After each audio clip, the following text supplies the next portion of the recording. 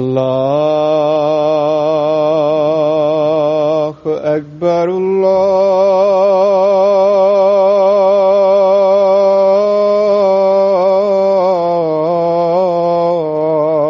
الله أكبر الله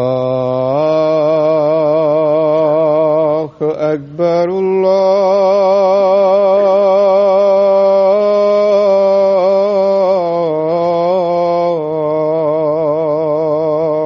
أكبر. أشهد أن لا إله إلا الله. أشهد أن لا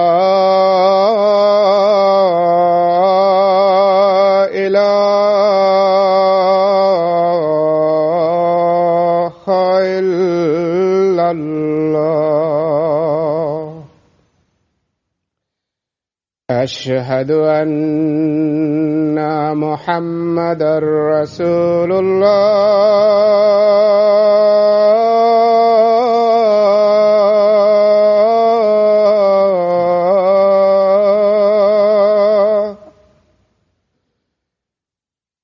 أشهد أن محمدًا رسول الله.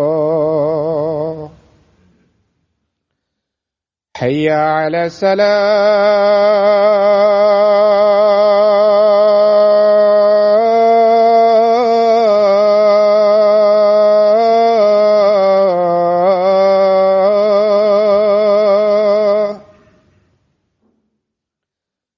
حي على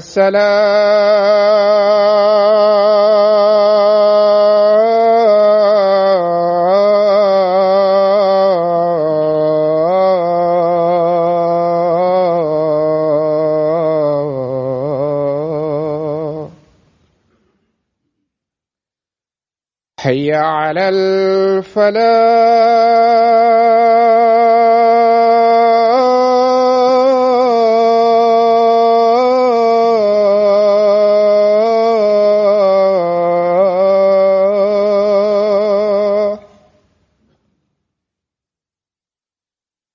حي على الفلاح.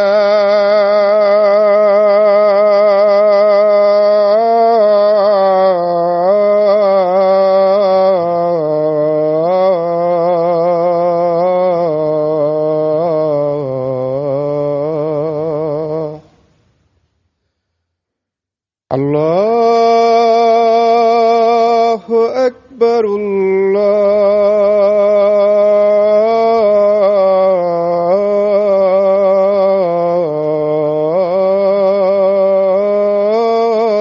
الله أكبر. لا إله إلا الله.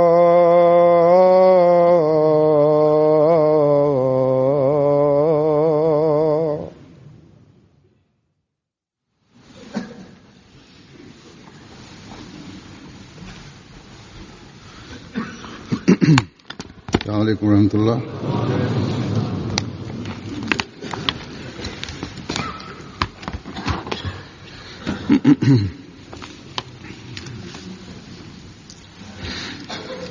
أشهد أن لا إله إلا الله وحده لا شريك له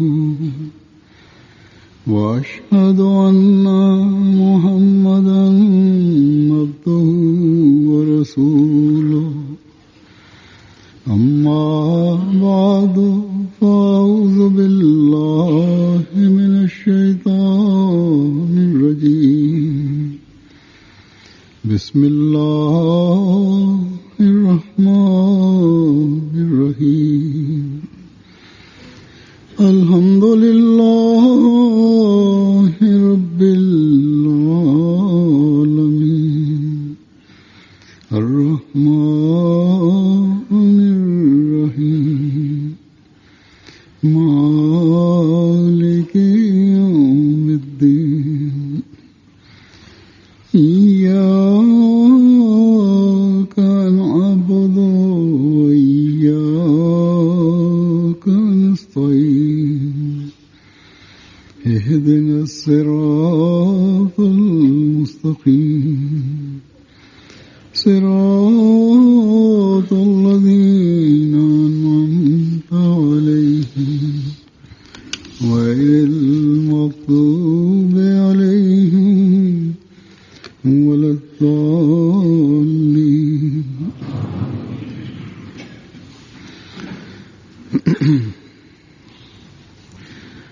कुछ दिन हुए एक दीनी और तरबियती अमूर का एक जायजा इत्तेफाक से एक उहदेदार के साथ बातों बातों में मेरे सामने आया. Kaç gün önce सारी रिपोर्टिंग हुई उनसे dini ve terbiyeli konuları ख्याल हुआ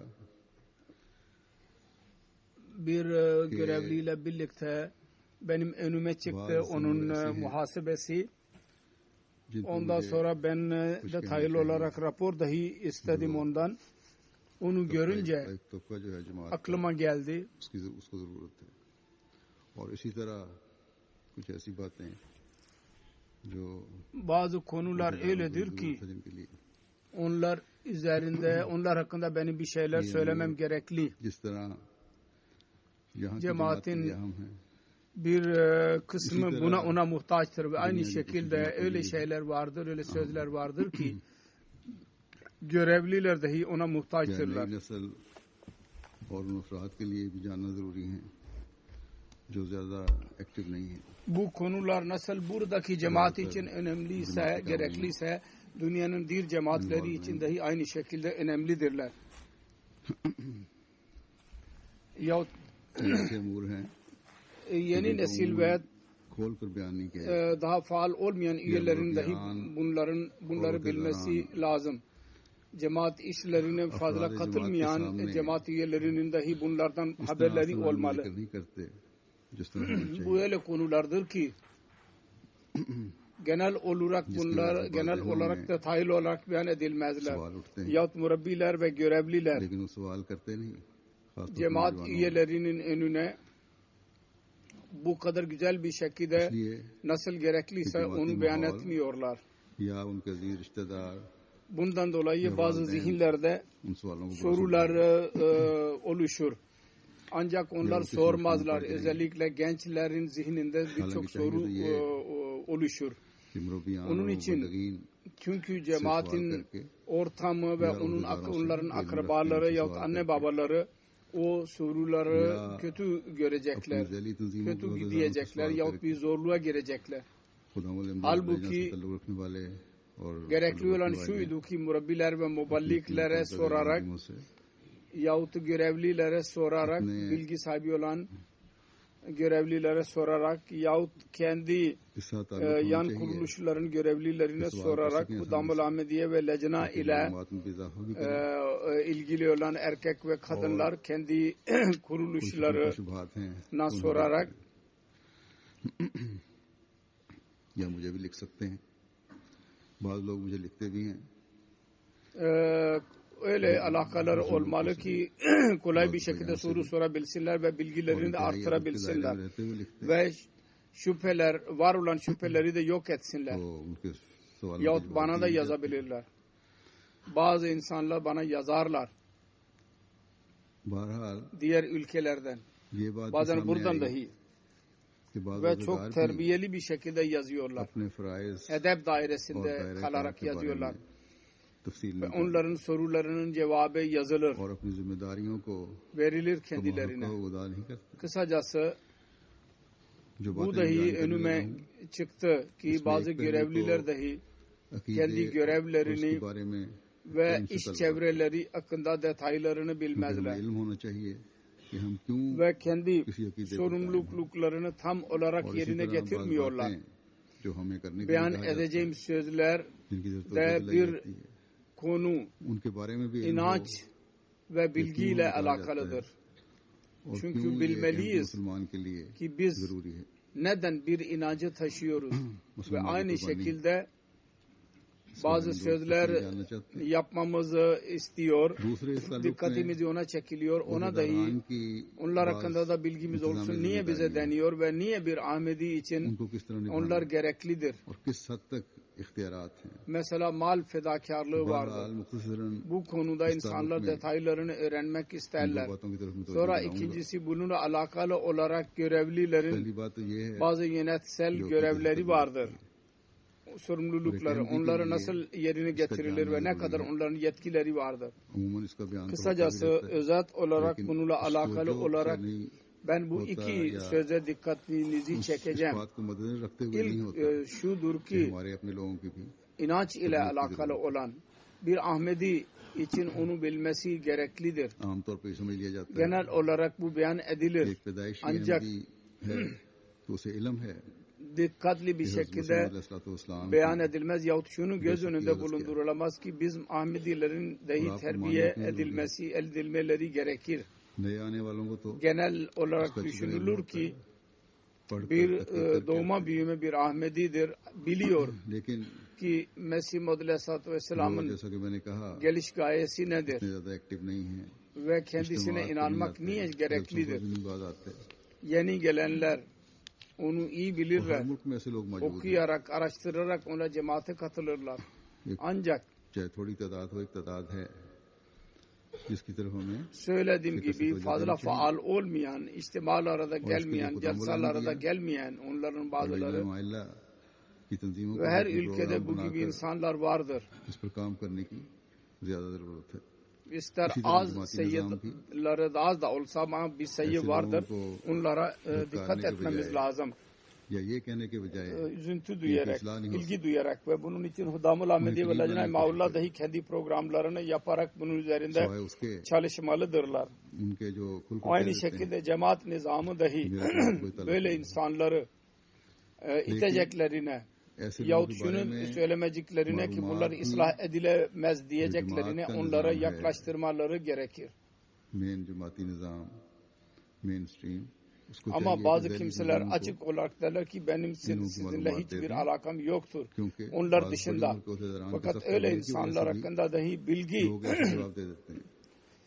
cemaatin ज़ैली nizamı ज़मीन में उनके हम उम्र या कुछ हद büyük तक हम मिजाज लोगों के merkezde जरिए से cemaat nizamı उनकी dahi इस्लाह की तरफ तवज्जो दे सकती yan है। kuruluşlara bunların bilgilerini versinler. और Çünkü जहाँ ये büyük तरीका अपनाया गया lerin bazı sorumluluklarının görevlilerinin tavırları neticesinde bazı kimseler bu gibi söylerler sözler ve yan kuruluşların dahi kendi mizaçlarına göre kendi yaşlarına yakın olan insanların terbiyelerini yapabilirler ve her nerede bu problem bulunduysa orada başarı elde edilmiştir.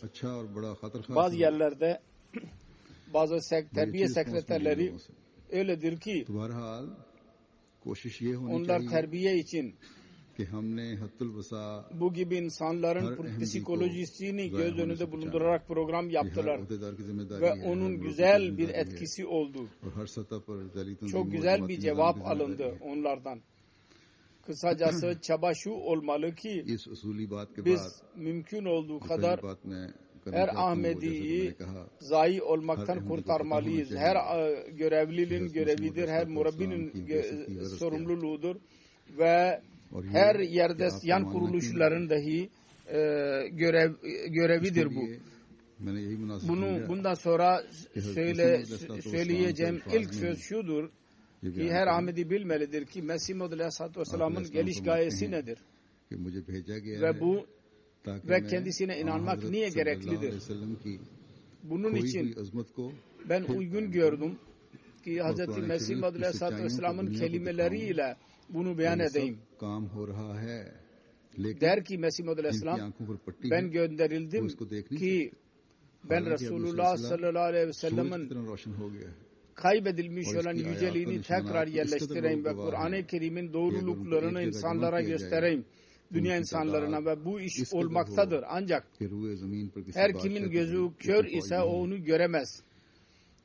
Gözünde perde ise onu göremez. Halbuki bu gül gibi aydınlanmıştır, güneş gibi, ve bunun tanık görenler o kadar şahittir ki bir yerde eğer toplanırsa o kadar sayılar olacak ki yeryüzünde bir padişahın ordusu dahi o kadar büyük yoktur. O kadar bu cemaatin doğruluğunun ayetleri vardır, delilleri vardır ki onların hepsini beyan etmek dahi gereklidir. Çünkü İslamiyet küçük düşürüldü. Onun için Allah-u Teala o küçük düşürülmeyi göz önünde bulundurarak bu cemaatin yüceliğini gösterdi. Ve bu yalnız Hz. Mesih Maud Aleyhisselatü Vesselam'ın hayatının söz konusu değil.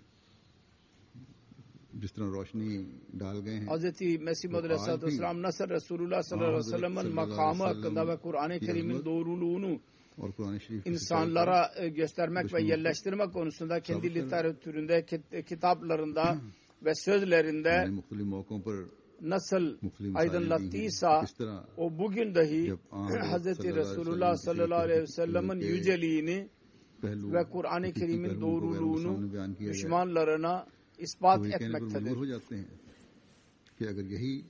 Ben değişik zamanlarda değişik örnekler ileri sürdüm. Nasıl Hz. Resulullah sallallahu aleyhi ve sellem'in siretin gerçek yönleri yabancılara arz edilirse onlar şunu söylemeye mecbur olurlar ki eğer talimat budur, siret budur, o zaman biz hatalıydık. Kanada'nın bir İslam muhalifinin bir örneğini verdiydim. Bir müddet önce ben bir konuşmamda. O da Danimarka gazetelerinin karikatürlerini dahi kendi gazetelerinde ve dergisinde yayınlamıştı. Bu sefer bu turda benim sözümü dinledi ve İslamiyet'in güzel talimatı konusunda bilgi edindi. Ve ondan sonra şunu yazmaya mecbur oldu kendi gazetesindeki Ahmediye cemaatinin imamının sözlerini dinleyerek ben gerçeği anladım. Ve kendi hatasını kabul etti. Aynı şekilde geçen Cuma hutbemde ben söylemiştim. Amerika'da büyük bir siyasi politikacı Cuma ile alakalı olarak yanlış bir program verdiydi radyoda. Ya söz söylediydi. Bu programların dinleyicilerin sayısı dahi büyüktür. Yüz binlerce insan onu dinliyor. Bunun üzerine Cuma'nın önemi ve gerçeği Kur'an-ı Kerim'in doğru nedir? Bizim Ahmedi bir genç kendi makalesini yazdığı web site üzerinde verdi ve ona yazıldı. Politikacıdır, büyük politik bir liderdir, meşhur adamdır. Sen yanlış söyledin. Şimdi bize dahi radyoda zaman ver. O zaman verdi. O onun uysallığıdır. Ne de olursa olsun. Biz Ahmedi bir genç, Allah-u Teala'nın lütfuyla o radyoda Cuma ve onunla alakalı olarak Kur'an-ı Kerim'in kutsiyeti hakkında söz söyledi. Ondan sonra o kabul etti ki ben hatalıydım. Ve bu programı dahi yüz binlerce insan duydu. Ve herkes kabul ediyor ki Ahmediye cemaati vasıtasıyla biz İslamiyet'in gerçek talimatını öğreniyoruz. İşte bütün bunlar Hz. Mesih Maud Aleyhisselatü Vesselam'ın bize anlattıkları, bize gerçeği anlattı. Ondan dolayıdır bu. Ki kendisine Allah-u Teala bu gaye için göndermiş idi. Ki kendisi Hz. Resulullah sallallahu aleyhi ve sellem'in makamını dünya insanların anlatsın, Kur'an-ı Kerim'in gerçek talimatını açıklasın.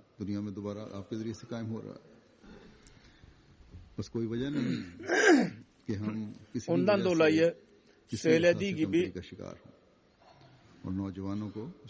İslamiyet'in yüceliği ve Kur'an-ı Kerim'in yüceliği ve Resulullah'ın yüceliği ve vekarı dünyaya kendisi vasıtasıyla yerleşmektedir.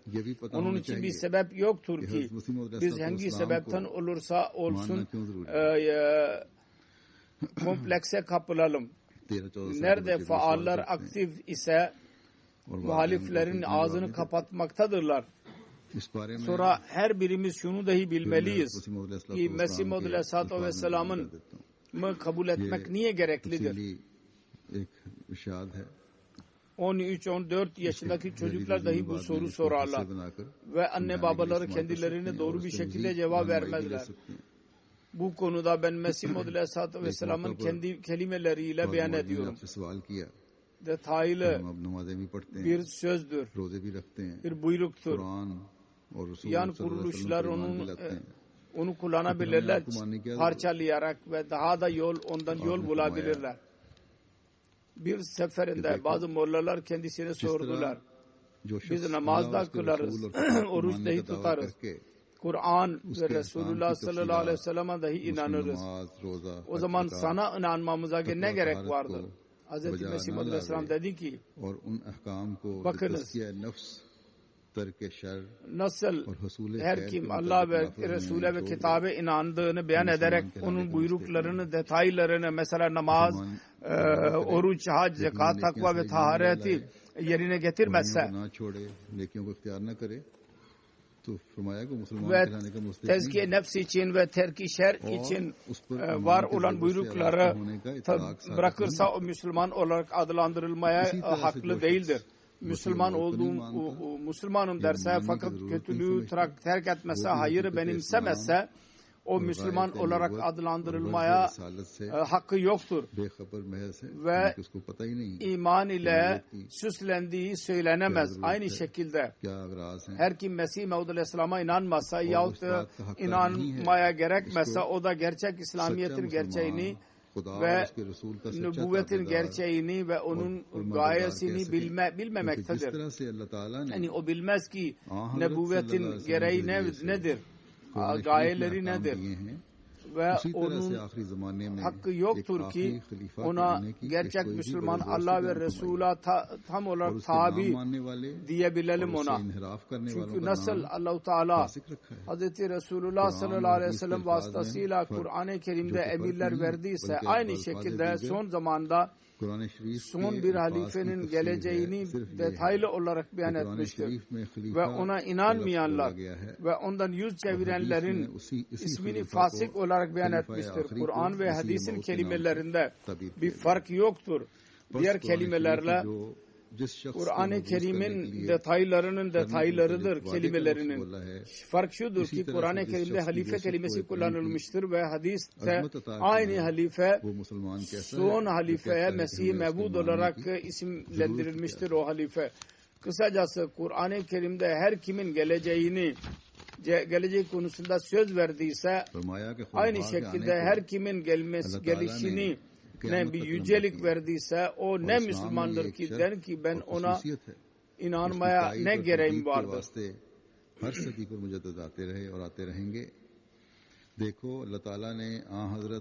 Dedi ki halifelerin gelişini Allah-u Teala kıyamete kadar uzun tutmuştur. Ve İslam'da bu bir şereftir, özellik vardır ki onun tecdidi için her yüzyılda mücedditler geldiğini ve gelmeye devam edecekler. Bakınız Hz. Resulullah sallallahu aleyhi ve sellem Hz. Resulullah ile benzetilmiştir Yüce Allah tarafından. Burada müceddit konusunda dahi bazı kimseler hata yaparlar. Geleceklerse kim olacaklardır?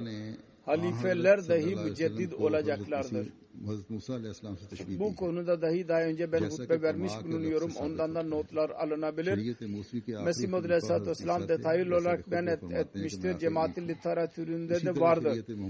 Dedi ki bakınız Hz. Resulullah sallallahu aleyhi ve sellem Hz. Musa Aleyhisselatü Vesselam ile benzetmiştir kendisini. Kema kelimesi buna şahittir. Şeriat-i Musevi'nin son peygamberi İsa'dır. İsa'dır. Aynı şekilde diyor ki ben de son tuğlayım. Aynı şekilde Resulullah'ın ümmetinde de halifeler gelmeye devam edecek ve aynı şekilde son halifenin ismi Mesih-i Mevud olarak isimlendirilmiştir. Sonra yalnız ondan zikir etmekle kalmayıp geliş alametleri de detaylı olarak bütün semavi dinlerde, Kitab-ı Mukaddes'te, İncil'de, hadislerde ve Kur'an-ı Kerim'de onun geliş alametleri beyan edilmiştir. Bütün kavimler, Yahud, Hristiyanlar ve Müslümanlar muttefik bir şekilde gelişine inanıyorlar. Onu inkar etmek hiçbir şekilde İslam olamaz. Sonra öyle bir şahstır ki onun için gökyüzünde dahi Allah-u Teala onu desteklemek için alametler gösterdi ve yeryüzünde mucizeler gösterdi. Taun geldi onu desteklemek için ve ay ve güneş tutulması oldu tam zamanında. Böyle bir insan ki gök alametler göstersin hakkında ve yeryüzü dahi el vakti desin, yani şimdi zamandır. Öyle bir sıradan birisi olabilir mi ki ona inanmak ve inanmamak gerekli olsun, eşit olsun ve Müslümanlar Allah'ın sevgileri olsun, ona inanmamalarına rağmen bu asla mümkün değil. Bakınız geleceğiyle o insanın bütün alametleri gerçekleşti. Birçok fesatlar çıkmıştı. Dünya insanlarını kirletmiştir. Ulemalar Mesih-i Maud'un geliş zamanını bu beyan etmiştir ki 14. yüzyılda gelecektir. O kadar muttefike şehadetten sonraki evliyalar onu beyan ettiler. Eğer birisinin şüphesi varsa o zaman Kur'an-ı Kerim'e dikkat etmeli lazım ve Nur suresini dikkatli bir şekilde okuması lazım. Bakın nasıl Musa Aleyhisselatü Vesselam'dan sonra 1400 sene sonra İsa geldiyse onun aynı şekilde Resulullah sallallahu aleyhi ve sellem'den sonra 14. yüzyılda Mesih-i Mevud geldi. Ve nasıl İsa Hatemul Hulefâ idi, Musa'nın aynı şekilde Resulullah'ın Hatemul Hulefâsı Mesih-i Mevud olacak. Gelecek için 1000 senenin halifesiyim. Her kim gelecekse kendisine tabi olarak gelecek. Kısacası hangi önceden verilen haberlere göre ki hadis ve Kur'an'da bellidir. Mesih-i Maud 14. yüzyılda gelecek idi. O Hazreti Mirza Gulam Ahmed Kadiyani Aleyhisselam'dır. Onun için her Ahmedi'ni bilmesi lazım ki kendi kitaplarını okusun. İngilizce bilenler ya dil bilmeyenler diğer ülkelerde hangi literatür varsa o kadar literatür vardır Allah-u Teala'nın lütfuyla. Bütün dillerde bunlarda Mesih Maud Aleyhisselatü Vesselam'ın geliş gayesi ve kendisine inanmak niye gereklidir? Bu konuda detaylı bilgi vardır. Kendi inancınızı kuvvetlendirmek için her bir ona muhtaçtır. İtiraz edenlerin itirazlarının cevabını verin. Siz hazırlanırsanız o zaman bilgi edinirsiniz. Ve itiraza dahi cevap verebileceksiniz. Onun cevabı dahi hazır olacaktır. Bunun için dahi her birisi kendisi araştırsın. Bunun dışında da cemaat nizamı dahi ve yan kuruluşlar dahi kendi programlar yapmalıdırlar. Nasıl biz bu konuda her üyeye bu talimatı iletebiliriz ki kendisinin geliş gayesi nedir ve kendisine inanmak niye gereklidir? Sonra terbiye için gerekli olan nedir? Cemaat üyelerinin bu inanç sözüdür. Daha önce beyan ettim. İkincisi terbiye konusudur.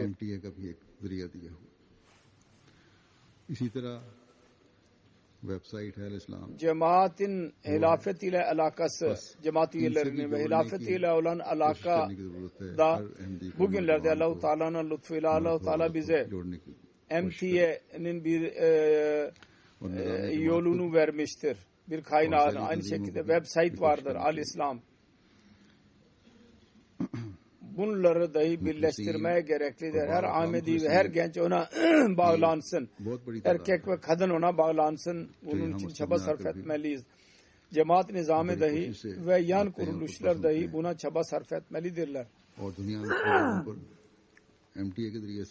Cemaatin ihlas sahipleri ve vefalı ihlas muhlislerin büyük bir sayısı vardır. Buraya camiye gelerek dahi çaba ile gelirler ve hutbeyi dinlerler. Ve dünyanın değişik yerlerinde MTA vasıtasıyla dahi dinlerler hutbeyi ve hiç aksatmadan dinlerler. Hatta bana yazarlar, 2-3 defa dinlerler. Bana da yazarlar. Fakat öyle bazı sayılar dahi vardır ki hutbeyi dinlemezler. Burada İngiltere'de dahi öyle insanlar vardır ki जिसकी वजह से मजबूरन hutbeleri hiç dinlemezler पाबंदियां आयद की गई। ve diğer programları dahi seyretmezler. Bazı programlara katılmazlar. की मजीद Cemaatin पता चला içinde कि birçok उनमें से sayıda अक्सरियत ने ऐसे İnsanlar अक्सरियत ऐसी है talime aykırı olan bazı hareketlerde bulundular ve mecburen onlara bazı yasaklar getirildi. ज्यादातर एक्टिवली आना जाना नहीं है। Araştırma yaptık daha sonra ondan sonra öğrendik ki onların çoğu öyle insanlar vardır जमात ki के साथ ताल्लुक क्योंकि उनके खून में था, hutbeleri dinlemezler इसलिए जब उनको yahut पाबंदियां लगी, उनको सजा दी गई, तो इससे onlar faal bir şekilde cemaate gelmezler. Cemaat programlarına dahi katılmazlar. खत पे लिखने लग गए मुझे। Ancak cemaat ile olan alakaları onların kanında vardı. Onun अगर için वो दुनियादारी सिर्फ होते onlara yasaklar getirildi, cezalar verildi. Ondan sonra da huzursuzluk दुनिया के oldular. कारोबारों की वजह से Ve sancı ile af mektuplarını dahi yazmaya başladılar bana. Bazı kimseler benimle mülakat yaptılar. O zaman ağlıyorlardı. Eğer yalnız maddiyatçı insanlar olsaydılar bu durum söz konusu olmazdı. Tabii ki öyleleri dahi vardır ki dünya işlerinden dolayı pervasız olurlar.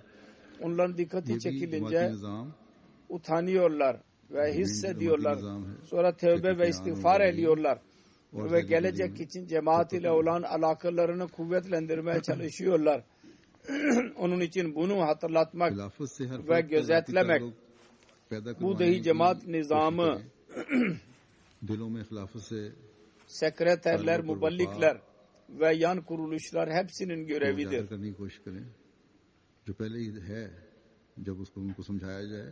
Hilafet ile her üyenin kişisel alakasını kurmak için çaba sarf edin. Kalplerde kişisel alaka, vefayı kuvvetlendirmeye çalışın. Var olan alakayı eğer onlara akıl verilirse daha da kuvvetlenir. Eğer orada bir toz varsa o toz silinir. Çünkü vefa eğer bir ceza verilirse o zaman ortaya çıkar. O zaman şiddetli bir şekilde öne gelir vefa. Eğer terbiyet şubesi müstakil bir şekilde hilafet ile alaka kurmalarını gerekirse ve onların hutbe dinlemelerine dikkatlerini çekerse, nerede hilafet ile alakaları daha da kuvvetlenecekse orada terbiye meseleleri dahil Allah-u Teala'nın lütfuyla kendiliğinden halletmiş olacaklar. Sonra ikinci dikkat edici çekeceğim söz, cemaat üyeleri ne para çandasının önemini anlatmak. Unutmayalım ve ben bunu genel olarak sekreter, mal sekreterlerine söylüyorum. İnsanlara anlatınız ki çanda bir vergi değildir. Bu farizaların arasındadır ki onları yerine getirmek için Allah-u Teala Kur'an-ı Kerim'de değişik yerlerde emir vermiştir. Mesela bir yerde Allah-u Teala der ki Fattakullaha mastata'tum vasma'u ve atiyu ve anfiku khairan li anfusikum ve men yukashuha nafsihi fa ulaika humul muflihun. In tukrizullaha karzan hasanan yuzaifuhu lakum ve yaghfir lakum vallahu şekurun halim. Allah-u Teala'nın takvasını benimseyin ve dinleyiniz ve itaat edin ve para sarf ediniz ki sizin için hayırlıdır. Her kim cimrilikten kurtulursa başarıya ulaşanlardan onlardır. Eğer Allah-u Teala'ya borç verirseniz o onu sizin için çoğaltacaktır. En tukrizullaha karzan hasanan yuzaifuhu lakum ve yaghfir lakum. Onu sizin için çoğaltacak ve sizi affedecektir. Ve Allah-u Teala değeri çok bilen ve halim olandır. Bu ayetten de anlaşıldığı gibi Allah yolunda mal sarf etmek bir mümin için pek gereklidir. Başarıya ulaşanlar da Allah yolunda mal harcayanlardır. Allah-u Teala dedi ki Allah yolunda harcamanız öyledir. Sanki siz Allah-u Teala'ya borç verdiniz. Ve Allah-u Teala öyle bir zattır ki kulu onun fedakarlığının önünde birkaç kat çoğaltarak geri öder. Ve öyle birçok olaylar bana yazarlar insanlar. Biz Allah yolunda çanda verdik ve Allah-u Teala bize kaç kat geri verdi. Bu konusunda da birçok olaylardan da bahsetmiş bulunuyor bir seferinde. Allah-u Teala ganidir ve biniyazdır. Ona bizim paramıza ihtiyacı yoktur onun. Aslında bizi pak elemek için, bizim itaat seviyemizi bakmak için, takva yollarını aradığımızı görmek için, mal fedakarlığının iddia ediyoruz mal harcamaya. Onu bakmak için Allah-u Teala dedi ki mal harcayın Allah yolunda. Onun dinini yaymak için mal sarf edin. Her Ahmedi bu ruhu bilmeli. Biz niye çanda veriyoruz? Eğer birisi bir mal sekreteri yahut cemaat sadrı memnun etmek için yahut ondan kurtulmak için çanda veriyorsanız böyle bir çandanın hiçbir faydası yoktur. O zaman vermeyin, o daha iyidir. Eğer başkasının önüne yalnız mukabele için çanda veriyorsanız onun dahi faydası yoktur. Kısacası bir sebep Allah-u Teala'nın rızasının dışında olursa o Allah katında red olabilir. Kısacası çanda verenler şunu düşünürler ki Allah-u Teala'nın minnetidir onlara ki onlara çanda vermeyi nasip etti. Güç verdi. Bir insanın Allah'a ve onun cemaatine minneti yoktur ki onlar çanda veriyorlar. Her çanda veren şunu bilmeli. O çanda vererek Allah-u Teala'nın lütuflarına varis olmaya çalışıyorlar. İlahi cemaatler için mal fedakarlığı pek önemlidir. Onun için ben bütün cemaatlere dedim ki nev mubayiler ve çocuklara Vakf-ı Cedid ve Tehrik-i Cedid'e en fazla almaya çalışın. Bir kuruş vererek katılırsa yine iyidir. Ki alışsın ve Allah-u Teala'nın lütuflarını elde edebilsinler. Çandaların önemi konusunda bir yerde Mesih Muhammed Aleyhisselatü Vesselam der ki dünyada insan malı çok fazla sever. Bunun için rüya tabirinde yazılıdır ki eğer birisi derse ki birisi ciğerini verdi başkasına ondan murat baldır. Onun için gerçek ittika ve imanı elde etmek için dedi ki lan tanalul birra hatta tunfiku mimma tuhibbun. Gerçek hayırı elde edemezseniz en sevdiğiniz şeyi harcamadıkça insanlara sevginin birçok kısmı mal harcamak ile ilgilidir ve kendi hem cinsleri ve mahlukun sevgisi aynı şeydir. Bu da imanın ikinci cüzudur. O olmadan iman kamil ve kuvvetli olamaz. İman fedakarlık yapmasa başkasına nasıl fayda verebilir? Başkasına fayda vermek için, sevgi için ve sevgi için fedakarlık gereklidir. Özveri. Ve bu ayette lan tanalul birra hatta tunfiku mimma tuhibbun ayeti kerimesinde aynı özveri beyan edilmiştir. Onun için malı Allah-u Teala yolunda harcamak dahi insanın saadeti ve takvasının seviyesidir. Hz. Ebu Bakır radıyallahu teala'nın hayatında bunun seviyesi çok yüksekti. Resulullah sallallahu aleyhi ve sellem bir gerek defa çanda verin dedi ve Hz. Ebu Bakır her şeyi getirdi. Onun için mal sekreterleri bu şekilde cemaat üyelerini terbiye etmelidirler. Takva ve iman kuvvetlenir. Mal fedakarlığı oldukça. Aynı şekilde murabbiler dahi bu konuda ne zaman mümkün olursa nasihat etmeleri gereklidir. Durmadan teveccüh gereklidir, dikkat gereklidir. Onun için her yüzeyde mal sekreterleri faal olmalıdırlar. Mal sekreterlerinin görevidir ki kendi sorumluluklarını yerine getirsinler. Ve her üye yaklaşsınlar. Yan kuruluşlarına versin ve onlar görev yapsınlar. Yalnız bu kadar yeterli değil. Yalnız onlar şu derece kadar iyi yardım edebilirler ki üyelerine telkin edebilirler. Bunun dışında mal sekreterleri, yan kuruluşlarının bu onların görevi değil. Yan kuruluşları kendi üyelerinin dikkatini çekebilirler. Ki mal sekreterleriyle işbirliği yapın ve çandanın ruhunu anlayınız diyebilirler. Kısacası çandanın ruhunu anlatmak yan kuruluşlarının görevidir. Ancak mal sekreterleri bununla biz efendim yalnız yan kuruluşlara dedik diyemezler. Kendi sorumluluklarını kendilerinin yerine getirmeleri gerekir. Mal sekreterlerinin görevidir ki her yerel yüzeyde her eve kadar ulaşmaya çalışsınlar. Şimdi birçok kaynaklar vardır. Telefon var. Binekler vardır.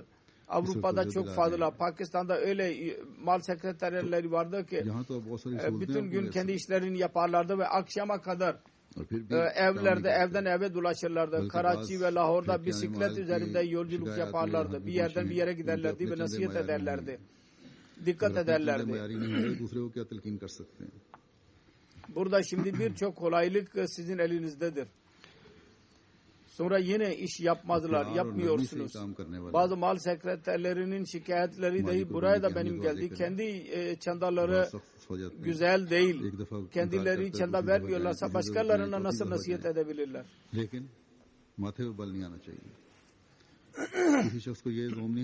Sevgiyle, yumuşak kalpliliğiyle bu iş yapılmalı.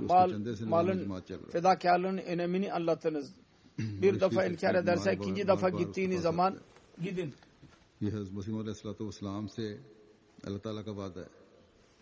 Ama hiç üzülmemelisiniz. Birisi diyemez ki çanda verenler desinler ki benim çandamla nizam yürüyor demesin. Onun için mal sekreterleri ona geliyor. Bu Mesih Muhammed Aleyhisselatü Vesselam'a Allah-u Teala'nın verdiği sözdür. Hiçbir zaman mal darlı olmayacak ve işler yürüyeceklerdir inşallah. Evet, üzgünlüğü vardı. O zaman varsa ki mal nasıl güzel bir şekilde mi harcanıyor? Allah-u Teala'nın lütfuyla bu çaba sarf ediliyor ki mümkün olduğu kadar güzel bir şekilde para harcansın. Bazı yerlerde eğer pervasız olurlarsa orada adi muhasebecilik vardır. Cemaat amirinin dahi görevidir. Dikkatli bir şekilde baksın. Her gelen parayı kabul etmesin. Muhasebeciliğe aditer serbest bir şekilde çalışsın. İstediği bir şekilde kendisine yetki verilsin. Nasıl çalışmak istiyorsa çalışabilsin. Harç konusunda da söyleyeyim. MTN'in büyük parası sarf ediliyor. Tabii ki bunun için biz istiyoruz. Bütün dünyada MTA için 4-5 tane satelitimiz vardır. Çalışıyorlar. O kadar para ile MTN'in masrafları ödenemez, tamamlanamaz. Tam bütçesinden dahi para harcanır bu gaye için. Buna dahi dikkat etmeniz lazım. İnsanların buna dikkat etmeleri lazım. Eğer celsanın ikinci gününün konuşmasını dikkatli bir şekilde dinlerseniz ki burada İngiltere'de yapıyorum. Herkes bilecek ki Allah-u Teala cemaatin parasına ne kadar bereket koymuştur. Ve ne kadar işler çoğalmaktadır, genişlemektedir. Ve nasıl işler genişlemiştir ve nasıl Allah-u Teala her sene bu paraya meyve vermektedir ve nasıl meyvelendirmektedir bu parayı. Para vasıtasıyla Allah-u Teala'nın lütfuyla bütün bu masraflar cemaatin mal fedakarlığı ile tamamlanır. Bunun dışında bazı yönetsel konusunda dahi ben dikkatinizi çekmek istiyorum. Söylediğim gibi halifenin hutbelerinin dinlemeniz gereklidir. Çok gereklidir. Yahut diğer sözler değişik zamanlarda söylenirse onları not etmek ve üzerinde dikkat etmek pek gereklidir. Bu cemaat üyelerine hükümetlerinin dikkatini çeksinler görevliler. Görevliler kendileri de ona dikkat etsinler. Amir cemaatin görevidir özellikle. hutbelerde eğer bir yol gösterildiyse, talimleri sürdüyse ve terbiye bir yönü varsa onu not etsinler. Ve cemaat başkanlarına serkuler olarak göndersinler, genelge olarak ve sonra gözetlesinler. Ne kadar iş yapılıyor bunun üzerinde. Mümkün olduğu kadar diğer bazı cemaatler dahi yapıyorlar ama rapor meselesine gelince şimdiye kadar bir tek Amerika cemaatinin amiri detaylı bir şekilde onu not ediyor ve sonra genelge olarak gönderiyor. Ve bir hutbede bir şey söylendiyse ona göre yapıyor. Diğerlerinin de ona göre hareket etmesi lazım.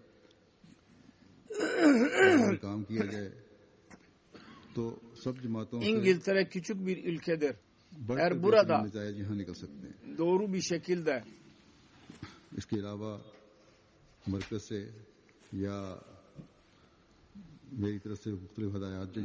bu konusunda bunun hakkında iş yapılırsa bütün cemaatlerden en fazla güzel neticeler burada çıkabilir. Bunun dışında merkezden yahut benim tarafımdan talimatlar verilir. Sizin görevinizdir. Hemen cemaate ulaştırmanız lazım. Sonra arkadan da gözetleyiniz. Aynı şekilde nasyonal amir, regional amir yaparak durmasınlar ki regional amirler görev yapıyorlar. Bölgesel amirler ve bütün işler onlara yüklemesinler. Bu doğru değil. Bununla şimdiye kadar ben bunu öğrendim ki ülke, merkez ve cemaatlerde uzaklık söz konusudur. Halbuki böyle bir his uyanıyor ki biz merkeze direkt olarak gidemeyiz, ülke merkezine. Bu hissi yok etmemiz lazım. Onun için burada dahi ve diğer yerlerde dahi cemaat amiri şuna bağlı kalsın ki yılda 2 defa en az cemaat sadırlarıyla toplantı yapsın ve cemaatin hızını muhasebe etsinler ve başkaları yapmıyorsa dikkatlerine rağmen onlara bana rapor verin. Aynı şekilde terbiye ve tebliğ sekreterleri 2 değil bir tek defa mutlaka bunlarla birlikte terbiye toplantı yapılmalı ve muhasebe edin. Eğer bunlar faal olurlarsa diğer cemaatin sekreterleri vardır ya diğer şubelerinin birçok meseleleri vardır. Onlar da kendiliğinden hallolacaktır. Kısacası bugünden itibaren nasyonal amirler programlar hazırlasınlar. Her cemaate nasıl giderek cemaat nizamını faal etmeleri lazım. İngiltere ve diğer küçük ülkelerde bu zor değil.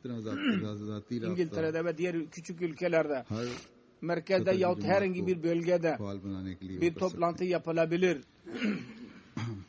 Büyük ülkelerde Amerika ve Kanada gibi onlar bir programı hazırlasınlar ki nasıl kişisel ilişki her yüzeydeki cemaati faal yapmak için yapabilirler. Şimdi bir şey daha önce de birçok defa söylemiş bulunuyorum şudur ki cemaat üyelerini sevin. Yumuşak huyluluk gösterin onlara. İngiltere'de ben şurada bir şey söylediydim. Küçük bir konuşma yaptıydım. Her üyeye gitmesi lazım. Ve tebşir bu konuda çaba hazırlasın ve her yere göndersin onu. İntizami işlerde bir şey daha söylemek istiyorum. Görevliler şubelerinin yasaları konusunda okusunlar. Yasalarda her şubenin bilmesi lazım ki onun görevleri nedir, yetkileri nedir. Bir nasyonal amir için bir talimat vardır. Regional amiri ne iş verirse, ne yetki verirse onun hakkında merkeze dahi yazın bana anlatsınlar. Bunun üzerinde amel yoktur hiçbir yerde. Benim bildiğim kadarıyla. Çünkü öyle bir mektup ben almadım. Ki filan regional amiri görevlendirdik ve onun yetkileri şunlardır. Yasa 177'de yazılıdır. Açıktır. Şimdi onun gereklidir. Onun için dikkat edin. Amirler özellikle yasal kitaplarında 215 ile 220'ye kadar mutlaka okusunlar ve onları zihinlerinde bulundursunlar ve amel etsinler onlara göre. Özellikle belli bir konuda karar vermeleri gerekirse o zaman bunları okusunlar. Aynı şekilde muballiklere dahi ben hatırlatmak istiyorum. Onlar dahi kendi sorumluluklarını yerine getirsinler ve onların sorumluluklardan bir tanesi budur ki Kur'an-ı Kerim'de cemaati okutsunlar. Eğer kendileri tura giderlerse öyle hocaları hazırlasınlar ki onlar çocuklara Kur'an-ı Kerim bilmeyenlere Kur'an-ı Kerim okutabilsinler. Bu dersler durmadan olmalı. Haftada bir gün olsun, 2 gün olsun o yeterli değil. Akşam yahut yatsı zamanında ne zaman olursa yapın. Eğer murabbiler ve kendileri varsa turda yoksa o zaman kendi merkezlerinde ders açsınlar. Birçok şikayet vardır. Bizim çocuklarımıza ders veren yoktur derler. Ve biz mecburen bazen yabancılara, gayri Ahmedi hocalara gönderiyoruz çocuklarımızı. Aynı şekilde kaide-i senel Kur'an okutma gerekiyorsa onlara kaideyi okutunuz. Aynı şekilde camiye de bağlayacaksınız çocuklarınızı. Ve terbiye bakımından bu çok faydalı olacaktır. Ve Kur'an-ı Kerim'i okumanın faydası açıktır. Muballikler için şunu dahi bilmeleri lazım ki genellikle 3-4 sene sonra onların yerleri değiştirilir. Eğer ondan önce dahi gerekli olursa olur. Hangi ülkede olurlarsa orada kalırlar. Bazı ülkelerden şikayet vardır. Bazıları olur. Bunları kabul etmeleri lazım. Bu gibi yer değişimlerini. Allah-u Teala'nın lütfuyla burada İngiltere'de bu şimdiye kadar benim önüme çıkmadı. Bunu dahi unutmayınız ki eğer bir görevli ya amir dahi bir şeye dikkati çekmek gerekirse onun öyle bir muamele varsa ki cemaat geleneklerine aykırı ise ya da şer'i bir engel varsa edep dairesinde kalarak uysallıkla onun dikkatini çekiniz. Eğer sözünüzü dinlemedilerse ve cemaat zarar görüyorsa şer'i hüküm bozuluyorsa o zaman bana haber verin. Kendi aranızda tartışmayın ve inatta girmeyiniz.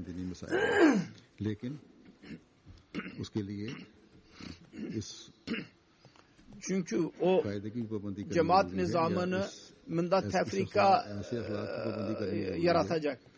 Şüphesiz ben bir defa söyledim. Murabbiler amirlerin dikkatini çekebilirler dini konularda. Ancak onun için bir yasa gereklidir.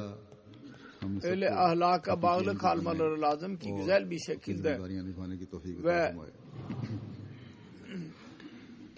hiç öyle bir ortam yaratmadan ki cemaat ondan etkilensin ve bu nasihat edilsin. Allah-u Teala hepimize gerçek Ahmedi olmamızı ve sorumluluklarımızı yerine getirmemizi bize nasip etsin. Şimdi cuma namazından sonra ben gayb cenazesini kıldıracağım. Daniya Han Asif Han Umur-i Harca Kanada'nın karısıydı. 6 Ağustos 2013 senesinde 38 yaşında vefat etti. İnna lillahi ve inna ileyhi raciun. Lübnanlı idi. 1998 senesinde Ahmedi oldu. Faal dai ilallah idi. Tebliği çok severdi, tebliğ yapmayı. Nasiyat sekreteri, tebliğ lejne Mevla Kanada ve değişik yerlerde, lokal yerde ve ülkede dahi hizmetlerde bulundu. MTA Kanada'nın bir üyesiydi. Medyada dahi İslamiyet'in mesajı ulaştırmak için daima müstahid olurdu. Kanada'nın bütün yerlerinde Amerika'ya dahi gitti. Her forumda kendi sözünü söylerdi en etkileyici bir şekilde. Bir hoca idi, öğretmen, meslek bakımından ve müdür yardımcısı olarak görevlendirilmişti. Öğrencilerde insanlık değerlerini yaratmaya çalışırdı çocuklar arasında. Öğrenciler olarak birçok mükafatı elde etti. Hilafeti çok severdi, vefalı bir şekilde.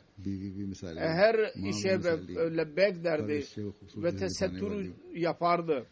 Kendi uzuvlarının dahi vefatından sonra bağışlamıştı, vasiyet etmişti. Fakirleri seven, örnek bir anneydi. Her bakımdan görevini güzel bir şekilde yapan. Pakistanlı birisiyle evlendi fakat güzel bir şekilde uyudu. İslami değerleri koruyan ihlas sahibi bir kadındı. Musiye idi. Allah-u Teala'nın lütfuyla 3 tane kızı vardır. Vakf-ı Nov kızları vardır. Vakf-ı Nov kız çocukları vardır 3 tane. Ve dostları çok genişti. Onun cenazesinde dahi ve eyalet bakanı, parlamento üyeleri, hocalar, okullar, öğrenciler, bakan geldi. Çok meşhur bir kadındı ve herkes tarafından sevilen birisiydi.